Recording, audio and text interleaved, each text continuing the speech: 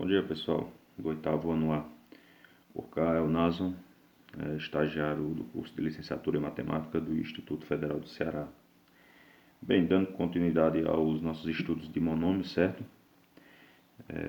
Vamos ver agora o grau de um monômio. O grau de um monômio, ele se dá pela soma dos expoentes das variáveis, certo? Eu tenho alguns exemplos aqui. Por exemplo, nesse primeiro exemplo, eu tenho 4x² e y ao cubo. É do quinto grau. Como assim é do quinto grau? Como eu falei inicialmente, ele se dá pela soma dos expoentes das variáveis. As variáveis aqui são x e y. O expoente de x é 2 e o expoente de y é 3. Então, a soma do expoente das variáveis, no caso, é 2 mais 3, que é igual a 5. Então, esse monômio aqui, ele é do quinto grau. Essa mesma linha de raciocínio eu vou utilizar para os outros exemplos, certo? 2 sobre 5 vezes x vezes y ao quadrado. É do terceiro grau, que no caso eu tenho aqui 1, o expoente 1 da variável x e o expoente 2 da variável y. Então, 1 mais 2 é igual a 3. Então, esse monômio aqui é do terceiro grau. Esse aqui, como tem somente uma variável, e ele está elevado, no caso, a quarta potência, então ele é do quarto grau, certo? E esse aqui, que é somente o número, não tem nenhuma variável, então ele é de grau zero, correto? Bem, também pode ocorrer de um monômio ter uma variável a ser considerada. No caso, para isso, ela será especificada. Com isso, o grau do monômio é equivalente ao expoente dessa variável. Por exemplo, eu tenho aqui esse monômio 7x³ y. Ele tanto é, no caso do primeiro grau, quando eu falo em referente à variável y, como ele é do terceiro grau referente à variável x. Então, 7x³ vezes y, ele é do primeiro grau em relação à variável y, porque o y tem elevado a 1. Aqui, como não tem nada, né, subentende-se que é elevado ao expoente 1. O mesmo exemplo, no caso, x³ vezes y, é do terceiro grau em relação à variável x, ou seja, o x aqui é elevado a 3, certo? Então, quando eu tenho um monômio e especifico qual é a variável e quero saber qual o grau desse monômio referente àquela variável, eu vou olhar, no caso, a variável, o expoente da variável, certo? Nesses dois exemplos aqui, no primeiro eu quero saber qual é o grau desse monômio referente à variável y. Então, no caso, é de grau 1. Já aqui, o mesmo monômio, só que agora eu quero saber o grau dele referente à variável x. Então, x é elevado a 3. Então, no caso, ele é do terceiro grau, certo? Existem monômios semelhantes, certo? E para isso acontecer, os monômios devem apresentar a mesma parte literal. Como assim? Tenho aqui dois exemplos, certo? Eu tenho o exemplo 1, que é 5 vezes x vezes y ao quadrado e 3 vezes x vezes y ao quadrado. Eles possuem a mesma parte literal. No caso aqui, ó, x e y ao quadrado. X e y ao quadrado. Possui a mesma parte literal. No caso é x e y ao quadrado. Então, isso significa que esses dois monômios aqui são monômios semelhantes, certo? Outro exemplo aqui também. Independente aqui do coeficiente, certo? Como a gente já viu em aulas anteriores, o número se chama coeficiente. Independente do coeficiente, nós vamos saber se o monômio ele é semelhante olhando sua parte literal. No caso aqui, outro exemplo. X ao cubo, y ao quadrado. Aqui também, o coeficiente aqui é 1/5, mas a parte literal é x ao cubo, y ao quadrado.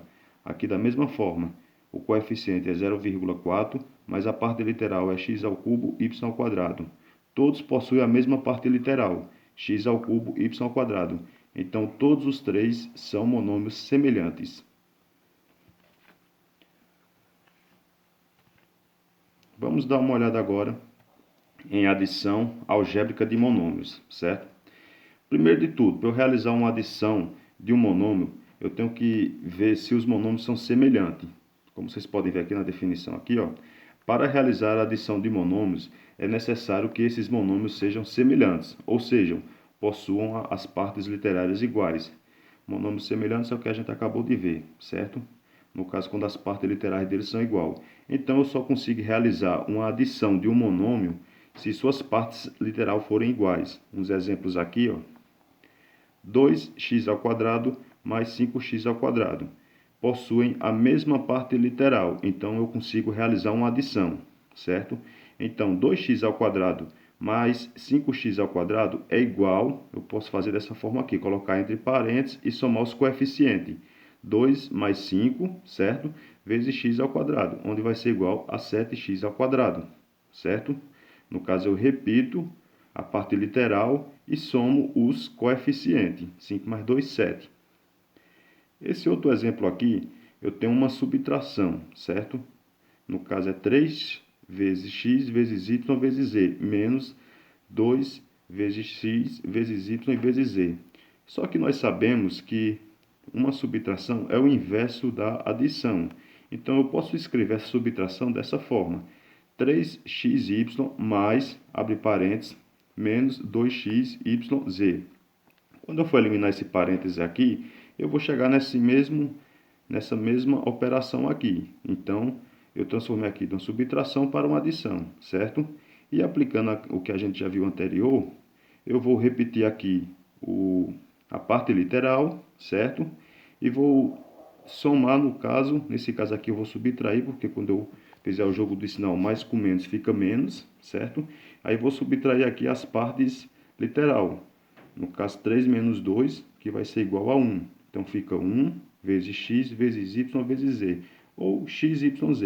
Como a gente já viu em aulas anteriores, o 1 é um elemento neutro numa multiplicação, ele não vai interferir em nada. Então eu posso escrever dessa forma ou dessa, certo? E um exemplo aqui mais bem complexo, certo? Eu tenho o seguinte: eu quero saber qual monômio que representa a área total do retângulo, certo? Tenho esse retângulo aqui. Eu tenho dois retângulos, retângulo 1 e retângulo 2. Eu sei que a base do retângulo 1 é 4 e a base do retângulo 2 é 2. Porém, a altura de ambos eu não sei. Não sei a altura do retângulo 1 e também não sei a altura do retângulo 2, certo?